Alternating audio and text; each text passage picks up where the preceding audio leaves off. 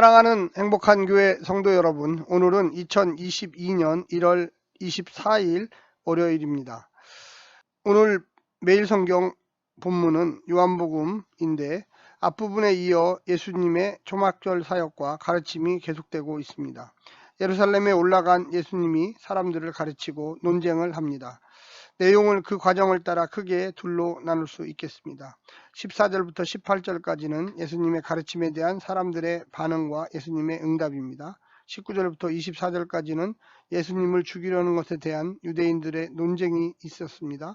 유대인을 향한 예수님의 비판, 유대인의 대답, 행함에 대한 예수님의 변호입니다. 먼저 오늘 본문 요한복음 7장 14절부터 24절 말씀을 듣고 다시 오겠습니다.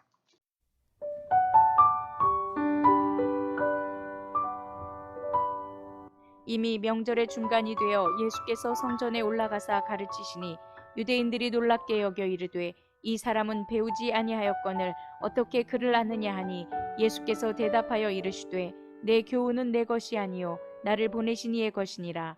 사람이 하나님의 뜻을 행하려 하면 이 교훈이 하나님께로부터 왔는지 내가 스스로 말함인지 알리라. 스스로 말하는 자는 자기 영광만 구하되 보내신 이의 영광을 구하는 자는 참되니 그 속에 불의가 없느니라. 모세가 너희에게 율법을 주지 아니하였느냐? 너희 중에 율법을 지키는 자가 없도다. 너희가 어찌하여 나를 죽이려 하느냐?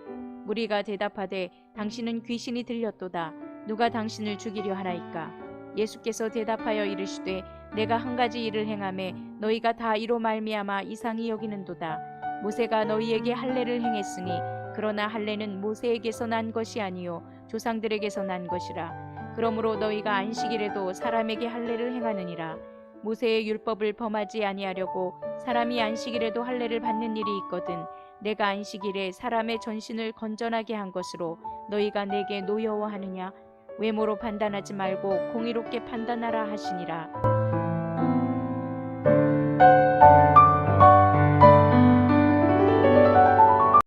예수님 시대의 랍비는 성경과 구전율법에 대한 전문 훈련을 받은 사람들이었습니다. 랍비에 비하여 일반인들은 기초과정으로 히브리어 문법을 익힌 후 성경을 읽고 쓰는 것을 배웁니다. 당대에는 아람어와 헬라어가 당대에 사용하는 언어였습니다. 히브리어는 사실은 죽은 언어였습니다. 단지 유대 민족이기 때문에 조상들의 언어, 하나님 말씀을 구약을 읽고 암기하고 생활에 적용하기 위해서 배우는 과정이 있었습니다. 여기에는 성경 주요 구절을 암송하는 것도 포함됩니다. 중등 과정에서는 구전율법을 배우고 고급 과정에서는 여러 성경 해석 방법과 성경 이외의 법, 천문학과 수학, 신비적 사고를 배우기도 합니다. 특별히 유명한 랍비, 예를 들어서 바울의 스승이었던 가말리엘, 이런 사람 밑에서 배우는 여러 학파가 있었는데 이들은 당시 종교 지도자 그룹에 속한 전문가들이었습니다. 이에 비하면 예수와 제자들은 한참 배운 것도 없는 비전문가 그룹의 한 사람이었습니다. 오늘 본문을 좀 더 생각해 보겠습니다. 예수님이 자신의 정체성을 본격적으로 드러내는 장면입니다. 초막절의 성전에서 자신을 드러내기 위함이죠. 15절에는 이 사람은 배우지도 않았는데 어떻게 저런 학식을 갖추었을까라고 해번역에 이야기하고 있습니다. 반대로 생각하면 예수는 어떤 선생님과도 연관되어 있지 않다라는 것입니다. 한마디로 스승이 없다라는 것입니다. 서기관이나 제사장, 심지어 바리새파하고도 관련이 없다라는 것입니다. 만약 예수님이 예루살렘의 누군가에게 배웠다면 그의 제자라고 불렸을 것입니다. 요한복음의 저자는 예수님은 하나님께 배웠지 그 어떤 유대의 교육기관으로부터 배우지 않았다는 것을 강조합니다. 그래서 본문에서 예수님 자신도 말하길 16절에 나의 가르침은 내 것이 아니라 나를 보내신 분의 것이다라고 이야기합니다.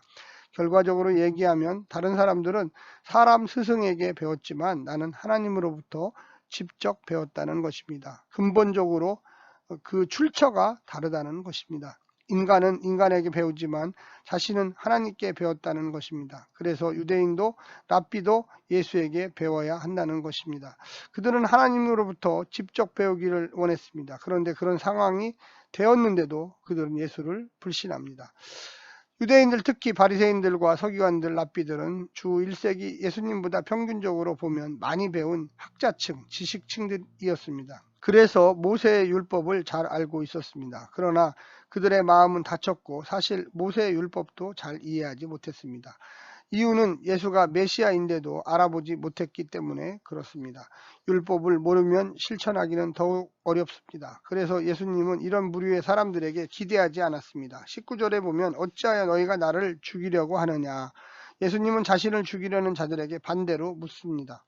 너희들이 율법을 알면 나를 알 것이다. 그런데 모르니까 자신을 죽이려고 하고 있다는 것입니다. 소수의 엘리트 유대인들은 예수가 제정신이 아니구나 생각했을 것입니다. 하는 말이며 하는 행동이 일반 배우지 못한 유대인들과는 차원이 다르고 너무나 확신에 차 있었던 것입니다. 21절 22절에 안식일에 치유한 사건을 이야기하는 것입니다. 요한복음 5장을 기초로 하죠. 38년 된 병자를 치유한 사건입니다. 유대인들은 어린 남자아이가 태어난 지 8일째 되는 날 할례 의식을 행합니다. 모세의 명에 따른 것입니다. 모세의 율법에 순종하는 것이 하나님의 뜻에 따른 거룩한 순종, 할례와 노동이라고 여겼습니다. 그런데 하나님의 뜻을 실현하기 위하여 이 땅에 오신 예수님이 전신을 깨끗게 하는 치유 행동에 어떤 문제가 있단 말입니까? 예수님이 했던 행동은 거룩한 행동이 아니란 말입니까? 38년 된 병자에게 치유와 구원을 주었는데도 말입니다. 24절에 예수님의 외침에 귀를 기울여 보십시오. 24절에 말하기를 겉모양으로 심판하지 말고 공정한 심판을 내려라. 공정한 심판은 성서를 잘 적용해야만 할 것입니다. 하나님의 본질에 충실해야만 할 것입니다. 인간관계가 자신의 유익 유무에 따라서 판단되어서는 안 됩니다. 이것이 율법이며 하나님 말씀이기 때문입니다. 오늘날 한국교회와 성도들은 이 말씀에 귀를 기울여야 합니다. 성서는 하나님 말씀입니다. 누구에게든지 본질적으로 공평합니다. 그런데 적용할 때 보면 너무나 다른 현상들이 나타납니다. 하나님의 뜻을 잃어버렸다고 할 수가 있겠습니다. 몇 가지 예를 든다면 예배 출석이나 헌금 이런 모든 것을 미묘하게 다루고 있습니다. 그러나 성서적 적용점은 자발적 믿음에 있습니다. 예배는 기쁨입니다. 목사가 인도하지만 성도 전체가 함께 주님께 나아가는 것입니다. 자발성이 없어진 예배는 예배가 아닙니다. 형식입니다. 그 속에 본질은 없습니다. 스스로의 마음에 일어남이 없을 때에는 교회 안의 모든 것들은 그저 형식이고 그 마음이 없다면 그저 하나의 죽은 의식입니다. 산신앙, 산예배, 산형식은 마음으로부터 자발성으로부터 출발한다는 것을 명심해야 합니다. 오늘날 교회에서 행해지는 많은 것들은 성서의 본질에 충실한지 검토해야 합니다. 인간의 필요를 찾고 하나님께 투영시킵니다. 예배도 자율적으로 진짜 성도들만이 참석해야 합니다. 열린 예배라는 말보다는 열린 모임으로 할 것입니다.